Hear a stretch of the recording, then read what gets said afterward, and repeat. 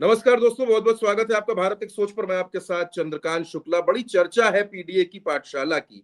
अखिलेश यादव ने कहा था कि हम पीडीए की पाठशाला लगाएंगे, पीडीए की पाठशाला लगी।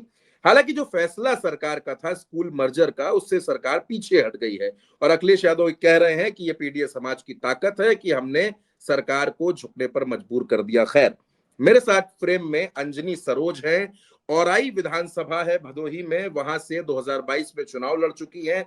समाजवादी पार्टी की सक्रिय नेता हैं और बेबाक बोलती हैं, लेकिन इन दिनों एक मुश्किल में है। मुश्किल यह है कि इनके ऊपर एक एफआईआर हो गई है और एफआईआर में इनका जो जुर्म है, इनका जो कसूर है, वो ये है कि ये बच्चों को पढ़ा रही थी, बच्चों के लिए इन्होंने पाठशाला लगाई थी। तमाम आरोप भी इनके ऊपर है। मैं तमाम अखबार में जो इनको लेकर छपा है वो भी आपको दिखा रहा हूं, क्या कुछ छपा है और किस किस तरीके के आरोप लग रहे हैं। सबसे पहले मैं अंजनी सरोज जी, बहुत स्वागत आपका भारत एक सोच पर। मैं सबसे पहले धन्यवाद। आपसे जानना चाहता हूं कि राजनीति आपका काम है, चुनाव लड़ना आपका काम है, कहाँ आप ये पढ़ाने लिखाने के चक्कर में चली गई बच्चों को? क्या जरूरत थी पढ़ाने की उनको, और क्या पढ़ा रही थी ये भी बता दीजिए। जी, जी। सही कह रहे हैं आप कि राजनीति आपका काम है, लेकिन राजनीति के ही तहत सभी सब कुछ जुड़ा हुआ है। अगर हम हम्म। समाज की सेवा कर रहे हैं, तो समाज हम्म। सेवा में एक शिक्षा भी है, वो भी हम्म। आता है। और जो भी निर्दोष, कसूर और जो भी परेशान, लाचार, गरीब, मजदूर हैं, उनकी हम समाजवादी हमेशा से आवाज बुलंद करते आए हैं और आगे भी हम्म। करते रहेंगे। और हमने वही काम किया कि हम्म। बच्चों को, जो ये भारतीय जनता पार्टी के लोग हैं, जो भारतीय जनता पार्टी की सरकार है, बच्चों को हम्म। शिक्षा को रोकना चाह रही है। जो हम्म। कि हमें लगता है कि शिक्षा को और बेहतर करने की जरूरत है हमारे देश में, लेकिन हम्म। शिक्षा ही रोक दिया जा रहा है। जो कि हमारे जो नन्हे मुन्ने बच्चे होते हैं, देश के भविष्य होते हैं, तो बच्चों की अगर शिक्षा रुक जाएगी, तो हमारा देश कहाँ जाएगा? कैसे विकास होगा हमारे देश का? तो मैं वही अच्छा, लेके ये बता पीडीए का दीजिए ना, पाठशाला। चलिए ठीक है, ये मैं आपकी सारी बातें समझ गया। पीडीए जी, पाठशाला लगाई जा रही थी, ये आइडिया आपको कहाँ से मिला कि आप पीडीए पाठशाला में अखिलेश यादव के नारे लगवा दीजिए? जी। मैंने पीडीए पाठशाला, पीडीए का मतलब ही पिछड़ा, हम्म। दलित, हम्म। अल्पसंख्यक, हम्म। शोषित, वंचित और पीड़ित। पीडीए हम्म। का मतलब ही यही है। तो पीडीए के बच्चे ही प्राथमिक विद्यालय में ज्यादातर पढ़ते हैं, और जिस प्राथमिक विद्यालय में मैं पीडीए पाठशाला लगाई थी, उस हम्म। प्राथमिक विद्यालय का नाम ही पिछड़ा प्राथमिक विद्यालय सिकंदरा के नाम से ही जाना जाता है। तो हम्म। आप समझ सकते हैं कि पीडीए पाठशाला हमारा वहां लगाना हम्म। बहुत अच्छा था। और हम्म। बच्चों की आवाज को मैं वहां उठा रही थी, जो कि सरकार शांत बैठी हुई थी। 2 महीने से बच्चे स्कूल नहीं जा रहे हैं वहां के, घर आप ये बैठे कह हुए रही हैं, बच्चे। आप ये कह रही हैं कि वहां बच्चे स्कूल, आप जिन बच्चों को पढ़ा रही थी, जो तस्वीरें हमने देखी हैं जी, उन, आपकी आवाज नहीं आ रही।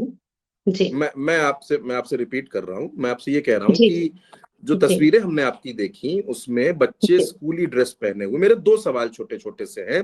पहली बात जी, यह है कि वहां पर समाजवादी पार्टी के पोस्टर लेकर जाने की जरूरत क्या थी? और दूसरी जी, बात इसमें सवाल ये है कि अगर आप वहां बच्चों को पढ़ा रही थी, मैंने पहले भी आपसे पूछा कि आपने बच्चों जी। को पढ़ाया क्या। ये दर्शकों को बताइए कि आपने उनको पढ़ाया क्या। बच्चों को मैं अभी भी कह रही हूँ कि शिक्षा देना तो कोई गुनाह नहीं होता। और मैंने देखा, बिल्कुल। मैं अपने विधानसभा में हमेशा हम्म। जनता के बीच में कनेक्टिविटी हमारी रहती है, जुड़े रहते हैं। तो बेसिक सा है कि जब वहां की शिक्षा रुक गई है, वहां के बच्चे परेशान हैं, रो रहे हैं, बिलख रहे हैं, तो हमारा दायित्व बनता है कि पीडीए पाठशाला, जब हमारे माननीय राष्ट्रीय अध्यक्ष श्री अखिलेश यादव जी के निर्देशानुसार हम लोग जाके गांव-गांव, और जहां पे स्कूली मर्जर किए गई हैं, जो विलय किया गया है स्कूल, उसके सामने मैं पीडीए पाठशाला लगा के उन्हीं हम्म। बच्चों को पढ़ाने का मैं काम कर रही थी। हम्म। ना कि मैंने किसी स्कूल से बच्चों को पकड़ के और जोर जबरदस्ती करके लाई थी, ऐसा कुछ नहीं था। मैं अच्छा, वहीं उसमें के आपके बच्चों को ऊपर एक पढ़ा रही आरोप थी। और है, आपको शायद पता भी जी। होगा अंजनी जी, उसमें आपके ऊपर आरोप ये किए है कि आप पेंसिल, चॉकलेट और टॉफी का लालच दे करके बच्चों को लाई थी। मैं समझती हूँ कि आप पत्रकार हैं, आप पिछले भी रिकॉर्ड देख लेंगे। तो जब भी समाजवादी पार्टी की सरकार रही है, तो समाजवादी पार्टी बखूबी पढ़ाई के लिए, शिक्षा के लिए हमेशा आगे आई है। चाहे वो लैपटॉप बांटना हो, चाहे वो साइकिल वितरण का काम हो, चाहे वो कन्या विद्या धन देने का काम। जी। तो शिक्षा जब इस टाइम हमारे देश में ठप हो रही है, आपने देखा होगा कि 27,000 स्कूलें बंद किया जा रहा है। आप सोचिए कितना प्रभाव बच्चों पे पड़ेगा। अच्छा, दही तो मैं चॉकलेट उसी बांटी को थी लेके, आपने? चॉकलेट टॉफी के लालच में बुलाया चॉकलेट, टॉफी कुछ भी नहीं। अगर ये था? प्रोपोगंडा भारतीय जनता पार्टी के लोग, भारतीय जनता पार्टी की सरकार जो है, ये प्रोपोगंडा फैलाती ही फैलाती है। हम समाजवादी लोग जब भी कभी अच्छा पहल करते हैं, अच्छा काम करते हैं, जनता के बीच में जाते हैं, जनता के लिए काम करना चाहते हैं, बच्चे के भविष्य को उज्जवल करना चाहते हैं, तो भारतीय जनता पार्टी के लोग कहीं ना कहीं इसको रोकने का काम करते हैं। आपने वीडियो में देखा होगा, मैंने पेंसिल पकड़ाया है, कलम पकड़ाया है बच्चों के हाथ में, ना कि तलवारें पकड़ाई है। चलिए, आपने पीडीए पार्ट, अच्छा एक बात और बता दीजिए, फिर मैं दूसरा सवाल भी आपसे पूछना चाहता हूँ। आप क्योंकि सपा के नेता हैं, महिला नेता हैं, ये बताइए कि अब तो ये एफआईआर हो गई, आपकी मुश्किलें बढ़ गई, अब क्या करेंगी, कैसे निपटेंगी इससे?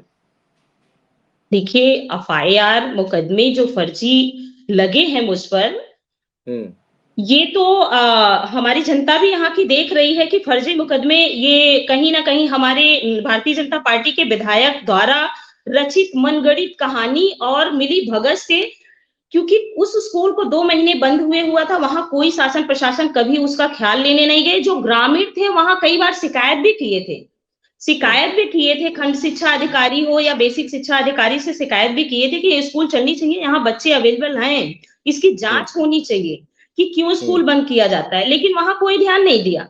और जब वहां हम लोग पहुंचे, कोई भी नेता पहुंचता है, कोई भी अच्छा काम करने के लिए सोचता है, तो बस वहां शासन प्रशासन नंगे पैर चले आती है। विधायक फंसा रहे हैं आपको?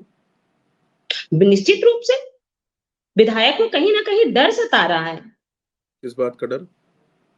डर इस बात का सता रहा है कि कहीं ना कहीं ये अच्छा काम करेंगी तो लोग भाई अच्छा काम करने के लिए मैं गई थी, बच्चों को पढ़ाने के लिए गई थी, जो भी वहां के ग्रामीण लोग हैं, जो भी गरीब, शोषित, वंचित, जिनके पास टाइम नहीं है कि अपने बच्चों को 1-2 किलोमीटर स्कूल भेज सके, और उनको घर में ही पाठशाला मिल रहा है, तो कहीं ना अंजलि कहीं जी, इस बात का डर है कि इनकी लोकप्रियता और अच्छे से पेरेंट्स के बीच में घुल मिल रही है। और मैं वैसे भी कनेक्टिविटी हमारा हमेशा हमारे विधानसभा में हमारी रहती अच्छा तो है, ये बताइए मैं अंजलि जी, 100% देती हूँ हमेशा। आप नाराज हैं सरकार से? अब तो सरकार कह रही है कि हमने फैसला वापस ले लिया, स्कूल का मर्जर नहीं होगा, 1 किलोमीटर के दायरे में कोई भी स्कूल बंद नहीं होगा। तो ये तो आप लोगों की जीत है, जीत मानती है इसे आप अपनी, समाजवादी पार्टी की आंदोलन की? किस बात की फैसला सरकार ने वापस लिया? सरकार की तरफ सरकार ने से। तो ये नहीं कहा कि विद्यालय जितने विलय हुए हैं, जितने बंद हुए हैं, मैं उसको फिर से चालू करूंगा, ऐसा तो सरकार कुछ ने नहीं है। नहीं, संदीप सिंह जो बेसिक शिक्षा मंत्री हैं, उन्होंने ये बात कही कि 50 से कम जहां पर संख्या होगी उन विद्यालयों का मर्जर होगा, उनके ऊपर जो मैं संख्या है वहां कोई मर्जर नहीं होगा। पहली बात मैं मैं आपसे बता समझती दूं। हूँ जी। दूसरा, 1 किलोमीटर की एक बात सरकार की तरफ से कही गई और ये भी कहा गया कि शिक्षकों के कोई भी पद समाप्त नहीं किए जाएंगे। तो आप इसे क्या जी, मानती हैं, कैसे देखती हैं? जी, बिल्कुल। सरकार ने यहाँ पे टर्न तो लिया है, लेकिन जो बंद विद्यालय है उसको पुनः खोलने के लिए बात नहीं कही गई है। हम्म। अगर सरकार को टर्न लेना ही था, ये सब करना ही था, तो इसके पहले सरकार ये क्यों नहीं जांच करवा ली कि वाकई में क्या स्कूलें ये जो बंद हो रही हैं, विलय हो रहे हैं, क्या ये करने लायक हैं? वहां की मूलभूत समस्याओं को जानना चाहिए था कि क्या वहां बच्चों को असुविधा हो रही है, किस चीज से पढ़ाई, क्यों बच्चे वहां 40 से कम है, अगर 2500-3000 की बस्तियां हैं, ग्रामीण पूरा बसा हुआ है, तो बच्चे क्यों नहीं आ रहे? इस पे भी तो पहल करनी चाहिए सरकार को।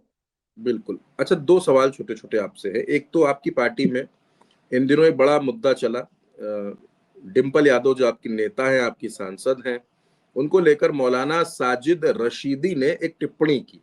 वो टिप्पणी जी। ज़ाहिर-सी बात है कि आपने सुनी होगी, और वो टिप्पणी जो डिंपल यादव के खिलाफ की गई, सबसे पहले तो मैं आपकी प्रतिक्रिया उस टिप्पणी पर जानना चाहता हूँ। देखिए, भारत की किसी भी महिला पे कोई हुँ, अभद्र टिप्पणी करने का किसी का अधिकार नहीं है। हुँ, संविधान हमारा कहता है कि हर महिला, किसी भी जाति और वर्ग की महिला हो, उसको कोई भी टिप्पणी नहीं कर सकता है और उसका सम्मान करना चाहिए। और रही बात हमारी माननीय सांसद डिंपल यादव जी की, तो अभद्र टिप्पणी किया गया है। तो मैं समझती हूँ कि भारतीय जनता पार्टी के लोग जो आज संसद से लेके विधानसभा तक आवाज उठाई जा रही है, वहीं पे अगर तमाम महिलाओं पे हमारे अत्याचार हो रहे हैं, तमाम, चाहे मणिपुर की घटना ले लीजिए, चाहे तमाम उत्तर प्रदेश की घटना ले लीजिए, उन पर अगर अच्छे से तहकीकात किया जाता, अगर उन पे अच्छे से बात किया जाता तो ज्यादा बेहतर रहता। बाकी रही बात हमारी तो माननीय सांसद जी पे, तो हम लोगों डिंपल ने, यादव जी पर जो टिप्पणी हुई, भारतीय जनता जी, पार्टी की महिला सांसद उसके विरोध में उतरी, उन्होंने प्रदर्शन किया, जी, उन्होंने कहा कि जी, सांसद के विषय में, डिंपल यादव के विषय में टिप्पणी नहीं होनी चाहिए। आपका क्या जी। स्टैंड है बतौर समाजवादी पार्टी नहीं, की नेता? टिप्पणी नहीं होना चाहिए। हम लोगों भी जगह-जगह अपने जिले में पत्रक सौंपा है। शांति हम्म पूर्वक उन पे कार्रवाई होनी चाहिए। कोई भी, मैंने हम्म कहा ना, कोई भी व्यक्ति हो, किसी को राइट्स हम्म नहीं है किसी महिला पे टिप्पणी करने का। लेकिन कार्रवाई के साथ-साथ आप ये तो देखिए, भारतीय जनता पार्टी के लोग जो महिलाएं सिर पे अभी उठा ली हैं, उनको और भी जगह तो महिलाओं का उत्पीड़न नजर आना चाहिए कि नहीं आना चाहिए? मणिपुर की घटना पे तो मुंह में टेप लग जाते हैं सबको। अच्छा, चलिए आखिर में चलते चलते इतना बता दीजिए, 2027 में क्या होने वाला है और आपकी तैयारी क्या है? 2027 में निश्चित रूप से हमारी सरकार बनेगी और जितने भी हम्म विद्यालय बंद हैं, पुनः हम्म विद्यालय को खोला जाएगा और बच्चों को अच्छी से अच्छी शिक्षा दिया जाएगा, क्योंकि समाजवादियों का ये हमेशा से समाजवादी पार्टी हमेशा शिक्षा के मायने में बहुत आगे रही है और आगे भी हम लोग शिक्षा के लिए आगे करते रहेंगे। और हम्म। अभी भी हमारा मुहिम, हमारा पीडीए पाठशाला बंद नहीं होने वाला है। आगे भी तो मैं पीडीए पाठशाला, अंजनी सरोज जी 2027 में औराई से चुनाव लड़ने जा रही हैं फिर से? पार्टी का निर्देश होगा, हमारे माननीय राष्ट्रीय अध्यक्ष जी का निर्देश होगा, तो निश्चित रूप से चुनाव लड़ेंगे और जीतेंगे भी। ये तो बिल्कुल नेताओं वाला जवाब है। दिल की बात बताइए, तैयारी तो कर ही रही होंगी, आपकी सक्रियता तो आपकी दिख ही नहीं, रही है, जगह जगह नहीं, पहुंच रही हैं। देखिए, मैंने कहा कि मैं अपने विधानसभा में हमेशा कनेक्टिविटी बना के रखती हूँ। जनता ने मुझे इतना प्रेम और स्नेह दिया है, तो हम्म मैं जनता के बीच में हमेशा रहती हूँ, उनके सुख दुख में पहुंचती रहूंगी और हमेशा पहुंचती रहूंगी।